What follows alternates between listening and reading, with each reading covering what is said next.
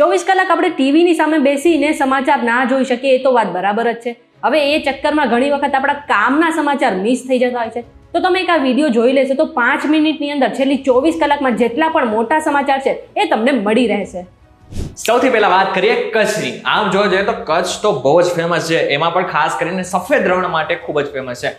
પરંતુ હવે નવો નિયમ આવી ગયો છે, કારણ કે હવે પ્લાસ્ટિકને લઈને કેટલાક નિયમો આવી ગયા છે, જે મુજબ હવે તમે સફેદ રણ અને ધોળો જેટલો વિસ્તાર છે ત્યાં હવે તમે પ્લાસ્ટિકની કોઈ પણ વસ્તુ લઈને નહીં જઈ શકો. પ્લાસ્ટિકની બોટલ હોય, પ્લાસ્ટિકનો કપ હોય કે પછી કોઈ પણ પ્લાસ્ટિકની વસ્તુ હોય ત્યાં તમે લઈને નહીં જઈ શકો, અને જો જશો તો ચોક્કસથી તમને દંડનો સામનો પણ કરવો પડશે. તમે પૂછતા હતા ને ઠંડી ક્યારે આવશે, ઠંડી ક્યારે આવશે? લ્યો, ઠંડી આવી ગઈ.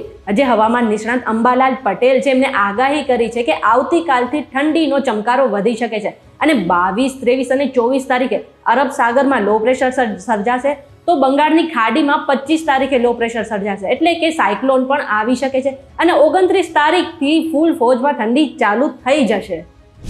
હવે વાત કરી લે મોરબી ઝૂલતા પુલ વિશે. આમ જો કે આ ઘટના કોને નહીં ખબર હોય, 135 કરતા પણ વધારે લોકોના મોત થઈ ચૂક્યા હતા અને એનો પાછળનો આરોપી કોણ હતો? જયસુખ પટેલ. પરંતુ હવે એની સાથે પણ મોદક તુલા થતો હોય ને એવું લાગી રહ્યું છે, કારણ કે એમને પણ અંદર ખાને ક્યાંક ને ક્યાંક રાહત મળી રહી છે એવું લોકોનું કહેવું છે. પરંતુ તમારું શું કહેવું છે એમને જરાક કોમેન્ટ કરીને ચોક્કસથી કહેજો.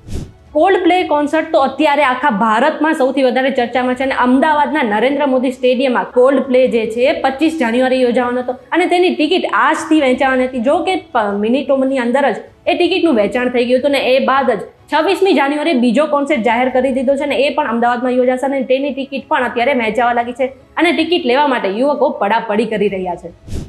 માચિસની તીલી સળગાવો ને તો થોડું ધ્યાન રાખજો, કારણ કે એવી ઘટના સામે આવી કે જેને લગભગ તમારા રૂવાડા પણ ઉભા કરી નાખ્યા હશે. ઉત્તર પ્રદેશના ચાઇલ્ડ વોર્ડમાં એક નર્સે માત્ર બાકસની તીલી સળગાવી કે તરત જ આખું ચાઇલ્ડ વોર્ડ ભડભડ બળવા લાગ્યું, જેના કારણે 54 બાળકો એમાં હતા. એમાંથી 10 બાળકોના મોત થઈ ચૂક્યા છે અને આની સાથે 17 બાળકો હજુ પણ દાઝેલા છે.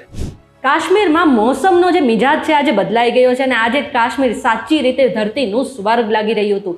કાશ્મીરના શ્રીનગરની પાસે આવેલ ગુલમર્ગમાં આજે પહેલો સ્નોફોલ એટલે કે પહેલી હિમવર્ષા થઈ હતી અને તેનો વિડીયો પણ વાયરલ થયો છે અને હિમવર્ષા બાદ જ્યાં તેની ધરતી છે ત્યાં 1 ઇંચ સુધી બરફનો જમાવડો થઈ ગયો હતો.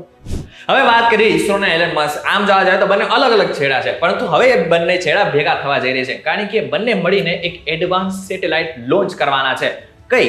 તો તમને જણાવી દો કે ઇસરોનો સૌથી આધુનિક કોમ્યુનિકેશન સેટેલાઇટ GSAT-20, જેને GSAT-N2 કહેવામાં આવી રહ્યું છે, જેનો વજન 4700 કિલો છે અને આ સેટેલાઇટ ભારતીય રોકેટ દ્વારા લઈ જવા માટે ખૂબ જ ભારે છે. આમ જોવા જાય તો GSAT-20 શું છે? તો કોમ્યુનિકેશન એક સેટેલાઇટ છે કે જેના દ્વારા હવે આગળના સમયમાં કોમ્યુનિકેશનને લઈને જેટલા પણ પ્રોબ્લેમ છે એમાં થોડો છુટકારો મળવા જઈ રહ્યો છે અને એનો વજન કેટલો છે? એ સેટેલાઇટનો વજન 4700 કિલો છે. પરંતુ આગળ જઈને જ હવે આગળના સમયમાં ખબર પડશે કે એ બંને ક્યારે ભેગા થશે. આપણા ટીમ ઇન્ડિયાના કેપ્ટન, જેને આપણે હિટમેન કહીએ છીએ, એવા રોહિત શર્મા પપ્પા બની ગયા છે. એ પણ ફરીથી પહેલા એમના ઘરે દીકરીનો જન્મ થઈ ગયો હતો જેનું નામ સમયરા છે અને હવે તેમના ઘરે બીજા દીકરાનો જન્મ થયો છે.